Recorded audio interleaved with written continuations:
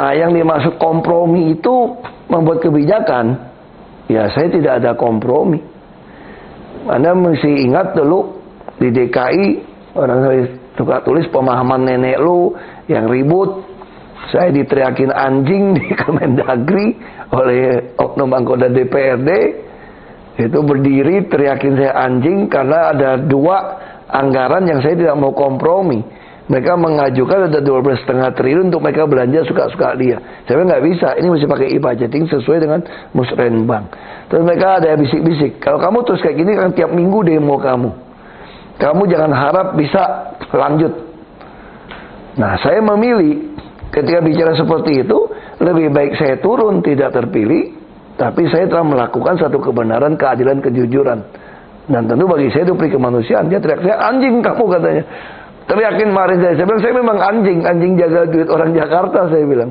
Ya udah, untuk hal itu kompromi. Tapi kalau kita bisa kompromi yang lain seperti apa? Ketika ada anggaran dia butuh, mana yang lebih penting, ini nggak cukup, ya kita bisa. Saya orang yang terbuka. Saya selalu katakan satu prinsip, kalau kamu bodoh, nurut sama saya. Kalau kamu pinter, ya ngajar saya. Jadi jangan jadi orang pintar kagak mau ngajar gitu ya, bodoh kagak mau nurut. Nah ini bahasa di kampung saya seperti itu. Jadi bagi saya sederhana, kalau Anda pintar ya ajarin saya. Tapi kalau saya bisa mematahkan argumentasi Anda nggak bisa jawab, ya nggak bisa bilang pokoknya dong. Kan kita tujuannya sama, membuat penuh otak, perut dan dompet rakyat. Kita ingin pelayanan yang baik, kita ingin bekerja untuk rakyat. Saya yakin kita nggak mungkin berantem kok, paling soal cara. Kecuali Anda pengen pencitraan. Anda pengen melakukan sebuah prinsip yang penting punya kekuasaan. Kalau saya enggak. Saya suka katakan, gimana sih bisa transparan segala macam? Saya selalu percaya kalau akar semua masalah di Indonesia itu ada korupsi. Untuk bisa merapikan, menyembuhkan akar masalah di Indonesia ini, untuk melawan korupsi, ya bersih dan transparan. Kalau tanya dari mana saya belajar? Ya pertama ya dari bapak saya juga oke sebagian, tapi saya kira yang paling penting buat kita adalah tuntunan kitab suci bagi saya. Nah, saya suka cerita sama anak saya begini.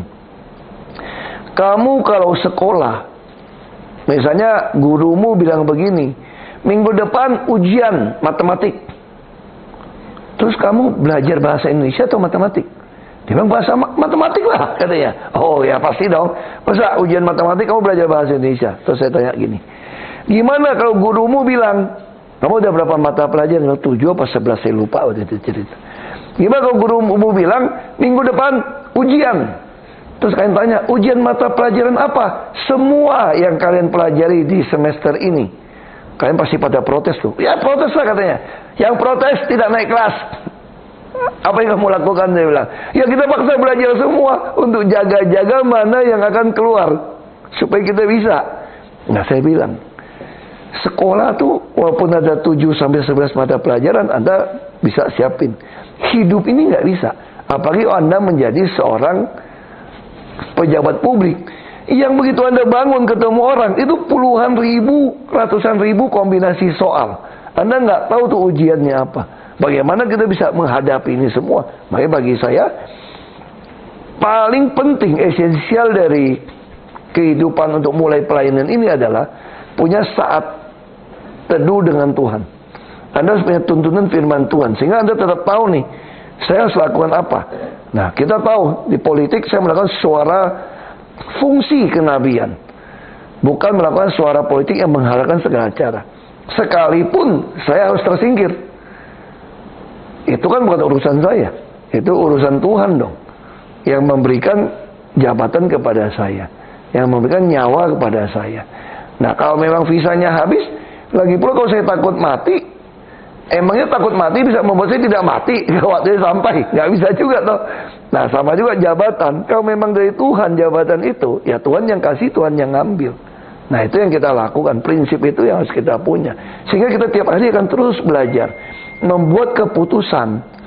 Kalau waktu sekolah kan dibilang pinter itu ketika Anda bisa menyelesaikan soal-soal ujian dari guru. Ketika Anda di dunia di luar sekolah, orang menganggap Anda pintar itu ketika Anda bisa memutuskan yang paling benar saat itu. Nah, bagaimana kita bisa tahu benar nggak benar situasi memutuskan? Nah, terus punya kepekaan, harus ngecas diri. Tujuan kita apa sih jadi pejabat? Jadi kita suruh cek, minta selidiki hati nurani kita paling dalam waktu membuat keputusan untuk kita atau untuk orang lain. Nah, kalau ini bisa jalan, pasti kita ambil putusan yang tepat. Bukan apa kata orang, nggak takut orang ngomongin, enggak. Yang penting kita tahu ini benar untuk orang banyak. Dan nggak ada sesuatu yang kita sembunyikan di hadapan Tuhan. Di hadapan orang lain bisa. Saya kira itu sih prinsipnya.